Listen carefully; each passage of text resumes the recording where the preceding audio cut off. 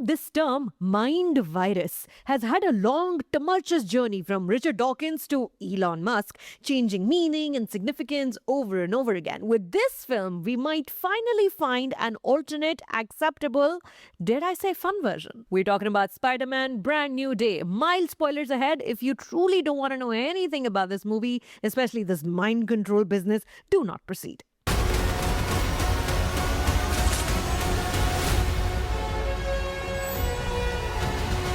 Destin Daniel Cretton's Spider-Man Brand New Day picks up 4 years after No Way Home. After Doctor Strange's sexy spell work, everyone has forgotten if somebody named Peter Parker even existed or that he was Spider-Man. Undeterred, however, Peter Parker continues to fight crime under a mask, living alone in an asbestos-afflicted New York City big boy apartment, mourning the loss of Aunt May, also grieving not having best friend Ned and girlfriend MJ in his life anymore.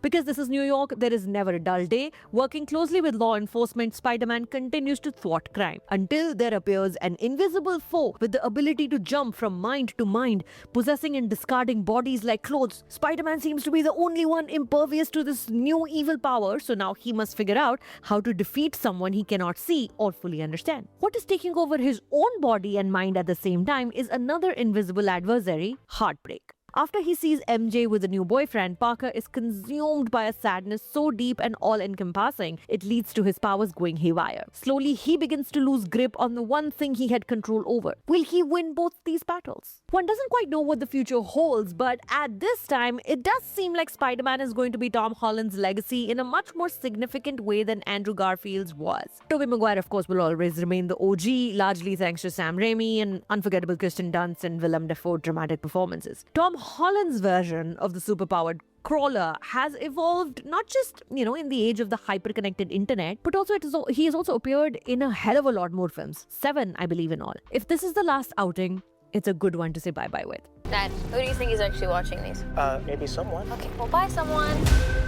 So over the last decade, John Watts' Spider-Man films with Tom Holland in them have felt like bonus content, along with other major genre-defining MCU films which were rewriting the rules of the game. Fun to watch and participate in, but still, these films were always a part of something bigger. With Destin Daniel Cretton taking over and the lead characters now being portrayed as adults able to rent apartments and shop at bodegas, Holland's non-alcoholic beer brand Biro makes a cheeky appearance at a bodega, the vibe has graduated into something more intense, reminiscent of the early to mid-2000s when directors like Sam Raimi, Ang Lee, Guillermo del Toro, Christopher Nolan stepped into the ring and brought dramatic flourish to the category. For a brief while, superheroes were seen in serious films, uninterested in pandering to fan armies, seeking instead to provide commentary on society and its rigid hierarchies. Cretton's Spider-Man doesn't quite challenge the status quo as much as those films did 20 years ago, but it is the closest the franchise has come to that feeling in a long time. We see Spider-Man bruise, bleed and cry in a much more realistic fashion than anticipated. Of course, he's still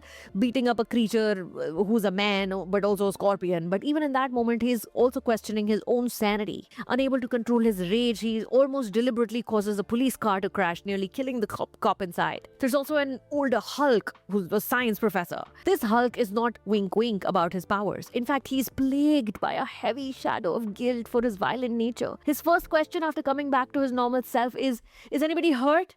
Did I hurt somebody? It's the Hulk. How would you decide what parts of nature are good or bad? Sorry about that.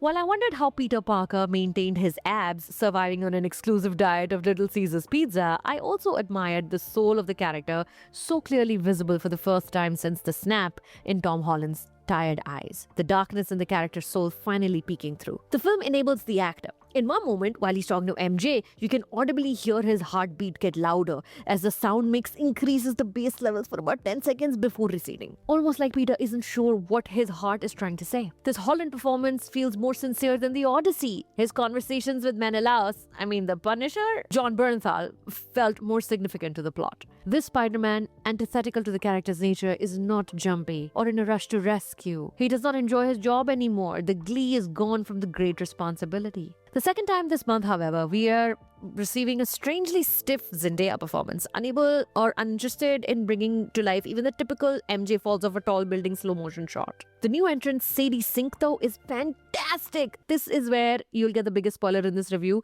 so maybe put this video on mute until I have my hand raised up, okay? Mute now. Sadie plays Jean Grey. whose telepathic abilities allow her to possess minds and bodies, a power she is using to find her abducted sister. Even the villain in this film is dealing with deep personality-altering sorrow. Sink is not a bad girl looking for power or even revenge. She's a kid looking for the only person she belonged with. That it drives her to commit crime is incidental. What is a girl to do when all authority fails her? By making the villain of the story a barely adult woman, the film is appealing to the empathetic side of Spider-Man and by extension, the audience as well. It's genius, I think. However, Brand New Day is not a reset button, not quite the Brand New Day superhero films require. Writers Chris McKenna, Eric Sommers can't help but add the few typical expected quips. There is a significant actor pairing overlap going on. The Odyssey, Stranger Things, Severance, Dune, The Bear. Of course, the omnipresent, impressive superhero action also shows up in decent measure. But even as Spider-Man cascades down a whirlpool of spiderwebs he's creating in real time, he's battling ninjas and his emotions both to great enthusiastic applause from an adoring, satisfied audience. Spider-Man Brand New Day is in movie theaters now. The Spidey Tracker app says that Spider-Man is in the direct vicinity. Oh yeah? No way, that's crazy. For relation में recommendation, watch Destin Daniel Cretton's 2019 film, the Michael B. Jordan starrer, Just Mercy.